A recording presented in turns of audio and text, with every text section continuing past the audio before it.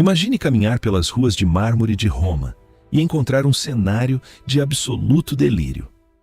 Por 7 dias, as leis do império mais poderoso da terra são simplesmente revogadas. Escravos dão ordens a centuriões. Banquetes são servidos no meio das praças, e o ar está carregado com o cheiro de vinho e tochas queimando sob máscaras de bronze que parecem vivas. Você provavelmente acredita que o carnaval nasceu nas avenidas modernas, mas a verdade é muito mais profunda e perturbadora. A celebração que você conhece hoje é apenas o eco pálido de rituais milenares que a história oficial tentou esconder sob camadas de poeira e censura. Hoje, utilizando o que há de mais avançado em inteligência artificial, nós rompemos a barreira de 2 milênios e reconstruímos cada detalhe, cada expressão e cada ritual das festas originais, para que você sinta pela primeira vez como era estar no epicentro da folia antiga. Nossa jornada não começa na Europa. Precisamos viajar para as areias da Mesopotâmia e as margens do Nilo. Lá, em festivais como as Sacais, civilizações esquecidas já celebravam o caos antes da ordem. Eles acreditavam que, para o cosmos funcionar, as hierarquias precisavam morrer pelo menos uma vez ao ano, permitindo que o mundo se renovasse através da desordem sagrada. Mas é no coração de Roma que este festival ganha contornos de perigo e glória. Prepare seus sentidos. Estamos prestes a entrar nas Saturnais, o feriado onde o mundo romano literalmente virava de cabeça para baixo. Observe a reconstrução da Via Sacra. O sol no mármore branco dos templos reflete uma cor vibrante e profunda. Milhares de cidadãos, antes rígidos e disciplinados, agora dançam em um ritmo frenético. A disciplina da legião foi substituída pela anarquia das ruas.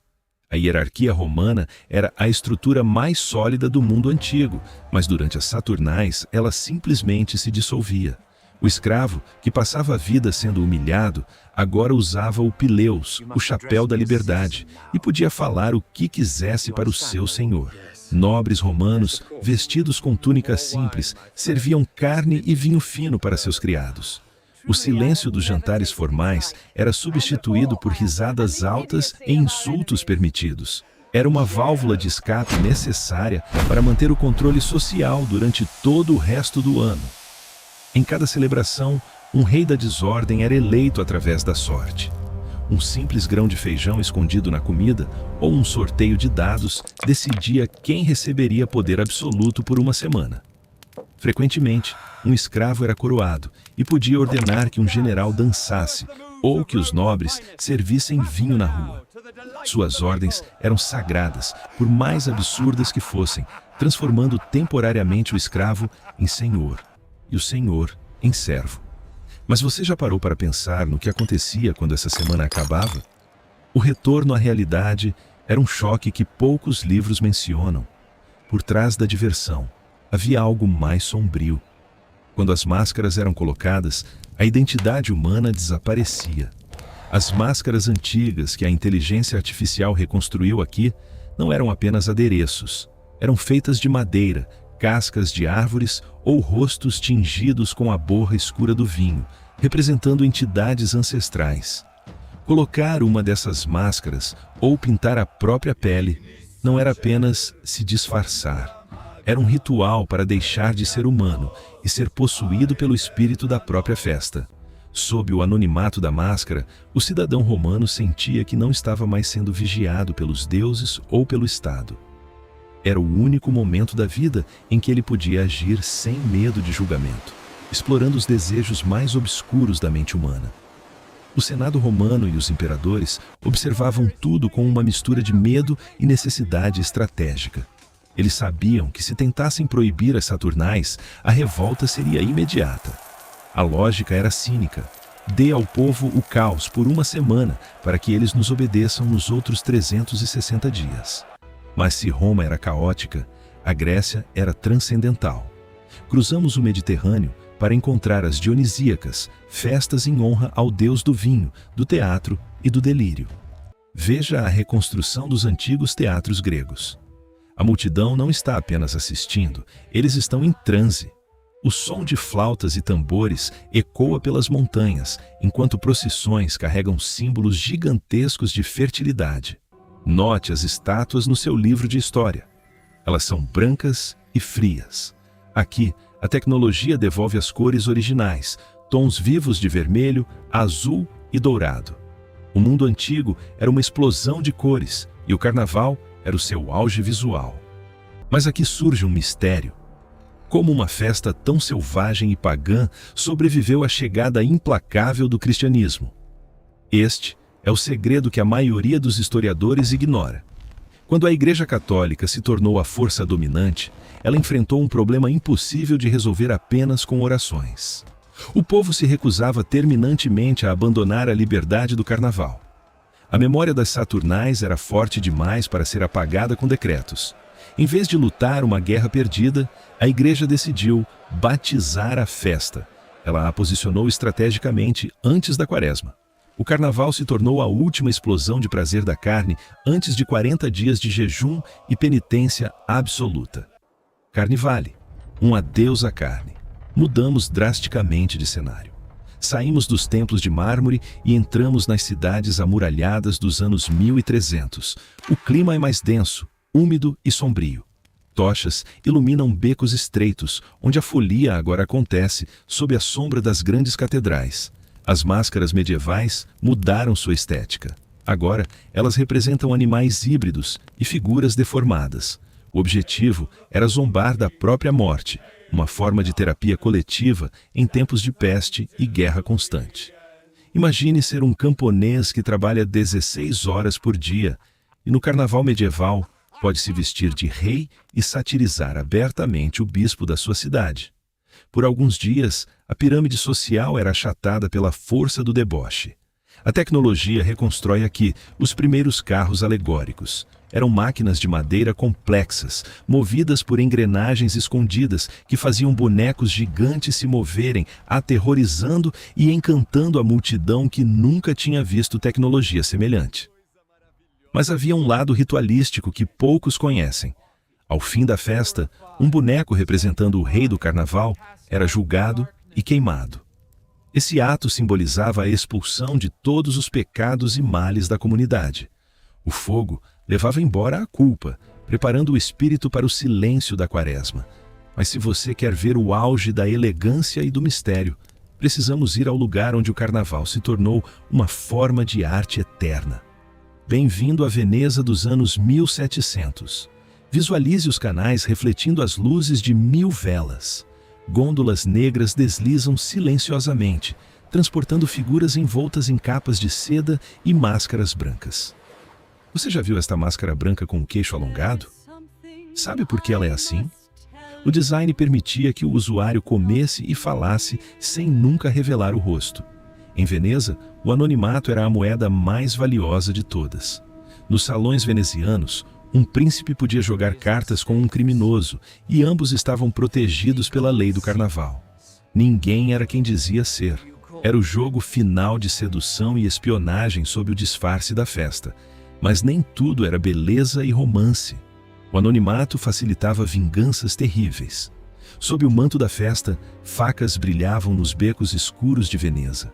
A festa era tão intensa que durava meses, até que as autoridades tiveram que intervir para evitar o colapso total da cidade. Olhe para o detalhe das rendas dos veludos e das joias reconstruídas. Vemos aqui o luxo decadente de uma Veneza que celebrava como se o amanhã não existisse. Agora, como esse DNA de Roma e Veneza atravessou o oceano para se transformar no que vemos hoje no Brasil? A história é muito mais tensa do que você imagina. Esqueça o samba por um momento. O carnaval brasileiro começou com o intrudo. Era uma batalha de rua bruta, onde o objetivo era molhar e sujar os outros. Não havia música, apenas o som de baldes d'água e gritos em ruas de terra e casarões de pedra. Uma multidão jogando limões de cheiro, esferas de cera cheias de água perfumada, ou algo muito pior e menos cheiroso. Era uma festa caótica e perigosa. As classes altas odiavam o intrudo e o chamavam de festa de selvagens. Assim como o antigo Senado romano, a elite brasileira tentou banir a festa popular para criar algo civilizado inspirado na Europa. É aqui que surgem as grandes sociedades, desfiles luxuosos de carruagens que tentavam imitar o carnaval de Nice e Veneza, trazendo as flores e as serpentinas para substituir a lama do entrudo.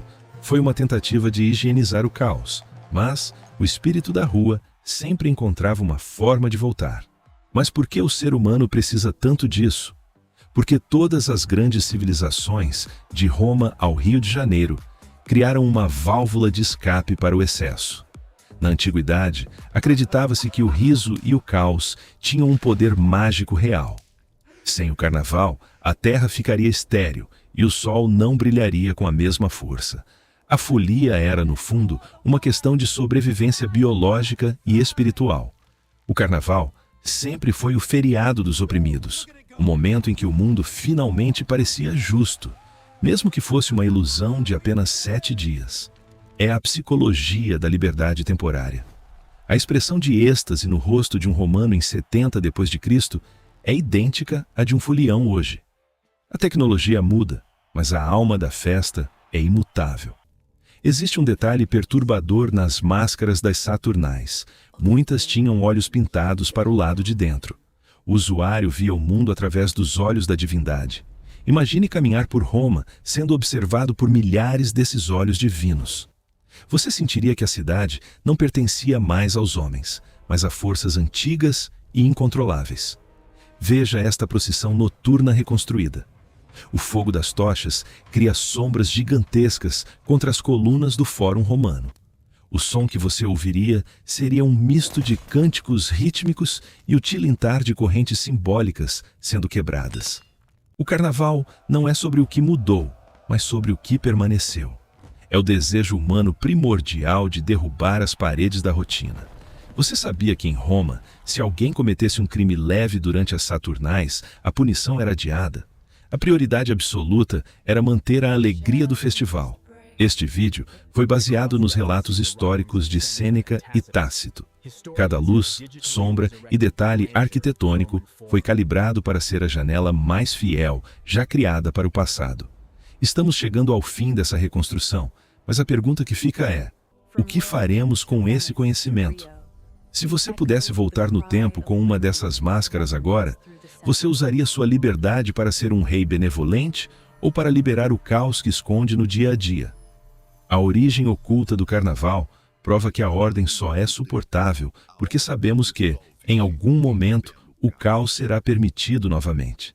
Se esta jornada visual te deu uma nova perspectiva sobre a história, considere se juntar a nós. Na próxima semana, vamos reconstruir algo ainda maior. O carnaval não é apenas samba ou as luxuosas máscaras de Veneza. É o eco de um grito de liberdade que começou em Roma e nunca mais parou de ressoar através dos séculos. Mas fica a dúvida: essa liberdade é real ou apenas uma ilusão de 7 dias que herdamos estrategicamente do passado? Por isso, use as nossas máscaras para ver além do óbvio. Na próxima vez que vir uma máscara, olhe profundamente nos olhos dela. Você verá 2000 anos de história olhando de volta para você. E para você, o carnaval de hoje ainda guarda a alma selvagem de Roma? Quero saber sua opinião aqui nos comentários.